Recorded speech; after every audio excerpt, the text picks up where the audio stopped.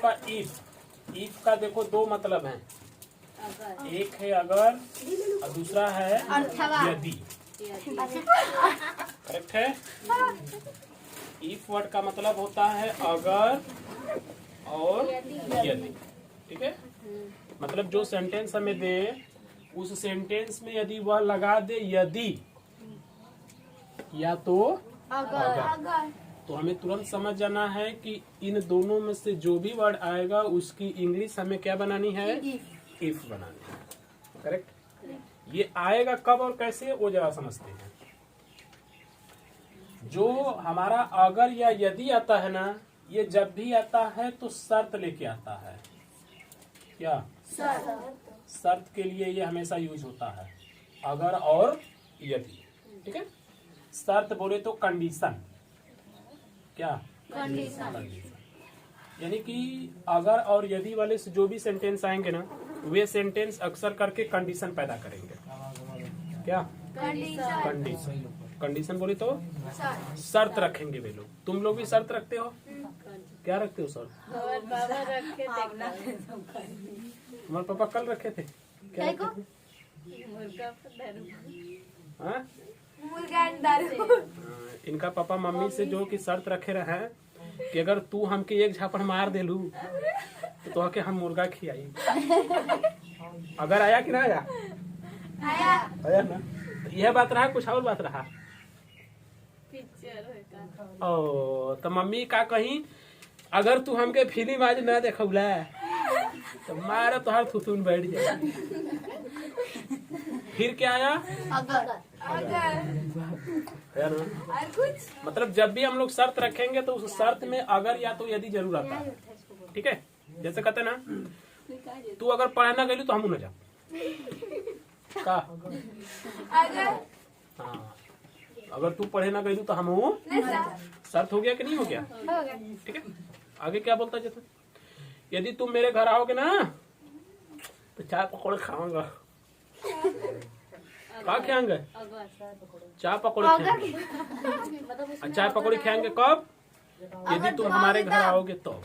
शर्त हो गई। यानी चाय पकौड़ी खिलाएगा कब? जब उसके घर पहुंचोगे।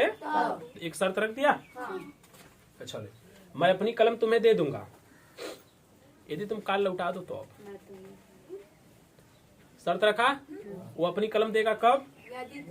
जब तुम लौटाने की बात करोगे। शर्त हो गई। हुआ कि नहीं हुआ? सर जी कक्षा में क्या बोलते हैं, अगर तुम लोग कल याद करके नहीं आए ना बचवा तो मारब तुम लोग का ससुर तुम जो है एकदम छठी बरही का दूध याद आ गई। शर्त हुआ? क्या शर्त है? अगर में है, यदि में है। करेक्ट है। तो कुल मिला जुला के हमेशा इस बात को आप ध्यान में रखना कि जब भी अगर और यदि आएगा तो कंडीशन देता है। कंडीशन मतलब शर्त रखेगा। ठीक है, उसका शर्त होता है और उसी शर्त के बेस पर आगे वाला काम होता है। ठीक है, जैसे मान लो हमने एग्जाम्पल में लिखा, यदि तुम मुझे पढ़ाओगे तब मैं तुम्हें एक कलम दूंगा। देखो, यदि तुम मुझे पढ़ाओगे तब मैं तुम्हें एक कलम दूंगा। तो भाई एक कलम देगा कब? जब वो पढ़ाएगा। जब पढ़ाओगे तो उसके कलम देने की शर्त क्या है? पढ़ाने। तुमको पढ़ाना, यानी तुम पढ़ा दो तुम्हें कलम दे देगा। शर्त रख दिया। और तुम पढ़ाओगे नहीं तो कलम देगा वो? नहीं देगा। नाक दर जबा, लेकिन कलम मिली उली ना। जैसे अगर वह मेरे घर आएगी तो मैं उसके साथ दिल्ली जाऊंगी। अगर वह मेरे घर आएगी तो मैं उसके साथ दिल्ली जाऊंगी। तो भाई दिल्ली जाने की शर्त क्या है? आने का। उसका घर आना। घर अगर नहीं आएगा तो दिल्ली जाएगा? शर्त रखा है ना कि तुम ऐसा करो तो मैं वैसा कर दो। करेक्ट। जैसे कि इनका देखा मम्मी शर्त रख ले रानी, तू अगर 3000 कम के साड़ी न दे वहीला ना तो समझ ली है कह दे था यही बचवा रहा बात। बोलो चला ज्यादा छोड़ा ज्यादा हमनी से का मतलब बा। हमनी के तो कंडीशन देखे के बारा कंडीशन देखा तो नहीं जा। नेक्स्ट है, यदि सीमा पतंग खरीदेगी तो उसके पापा उसे पीटेंगे। यदि सीमा पतंग खरीदेगी तो उसके पापा उसे पीटेंगे। तो भाई उसके पापा उसे पीटेंगे कब? पतंग खरीदेगी तो शर्त लग गई ना। कह दिए कि मारब तो अगर बचवा मुक्का मुक्का मारब जरूर तो हके मारब। सीमा के जगह सत्य है। तो सीमा भी अपना सोच ली बेचारी कि मरिया पापा काहे कि भाई। तो बात रहा पतंग खरीदने का, तो शर्त उन्होंने रख दिया कि खरीदलू नहीं कि ठोकली नहीं। तो सीमा भी अब सचेत हो जाएगी ना, अब खरीदेगी नहीं। निकण आयल पीठ हुई तो खरीदबे करी। आगे है, अगर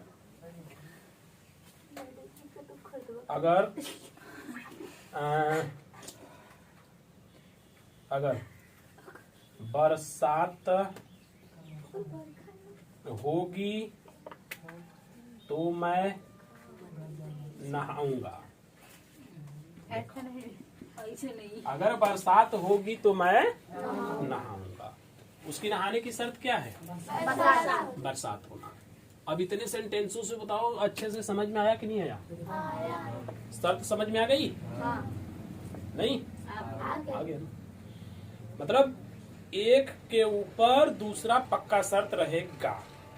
तुम लोग भी आपस में शर्त नहीं लगाते हो? लगाते हो ना? तो वही शर्त दूसरा कंडीशन तुम लोग असर करके रखते रहते हो। ठीक है।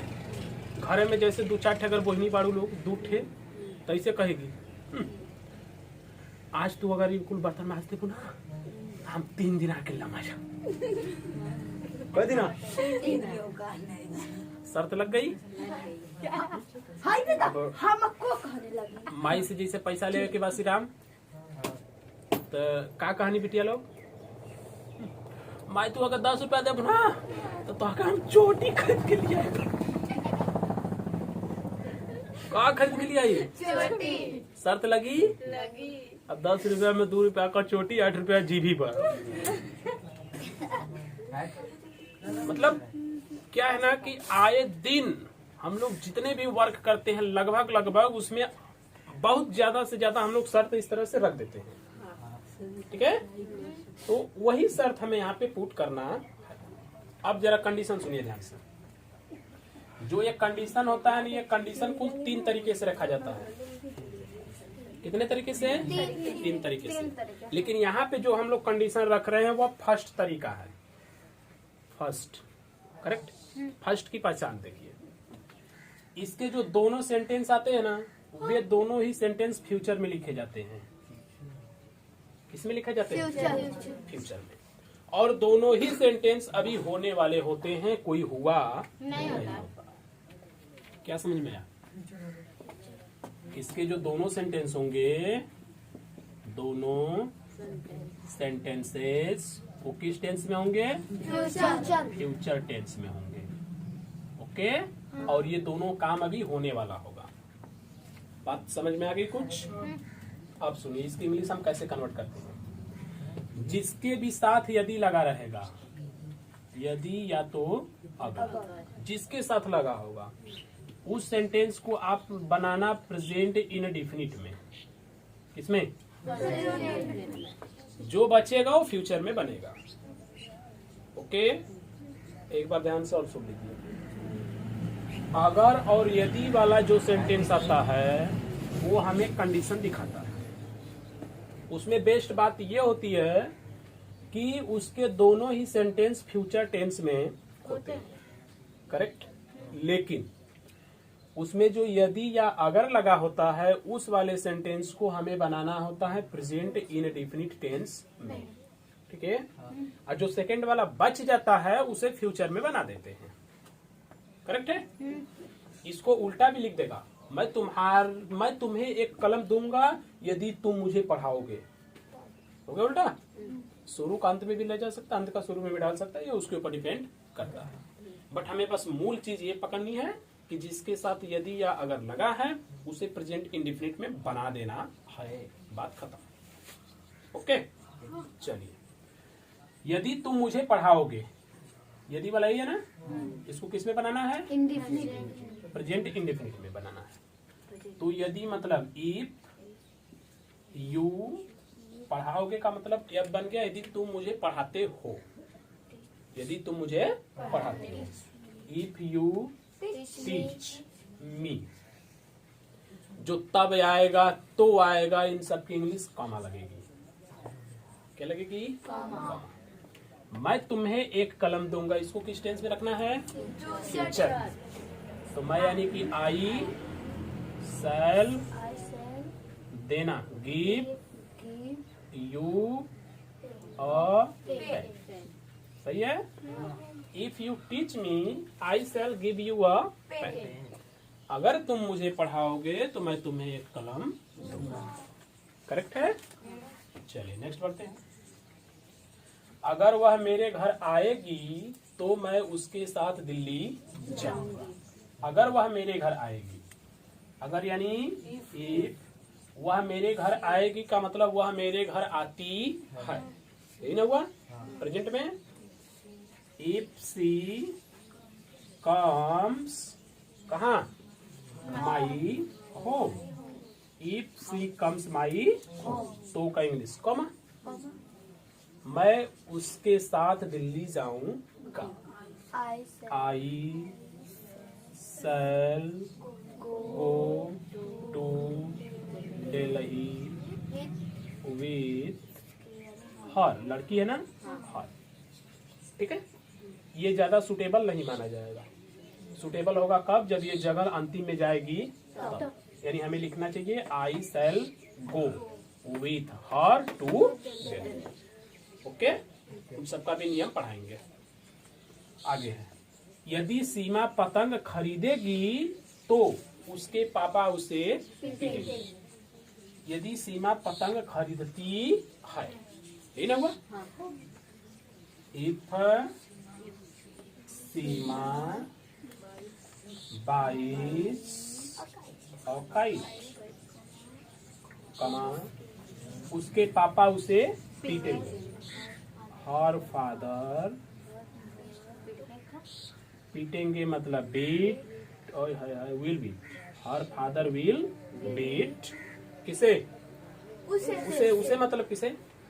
सीमा को, यानी कि हर। हो गया।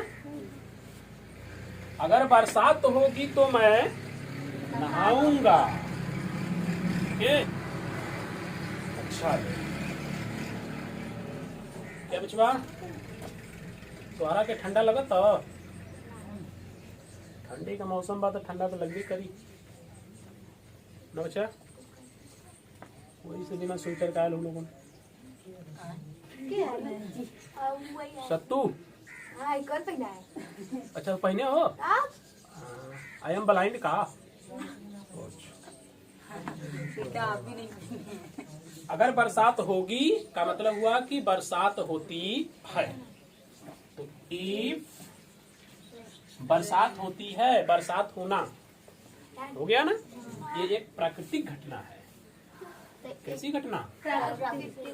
जो प्राकृतिक घटना होती है उसकी इंग्लिश इट से बनाई जाती है, हमने पढ़ाया भी था। तो बरसात होती है मतलब इट रेन्स, इट रेन्स, बरसात होती है।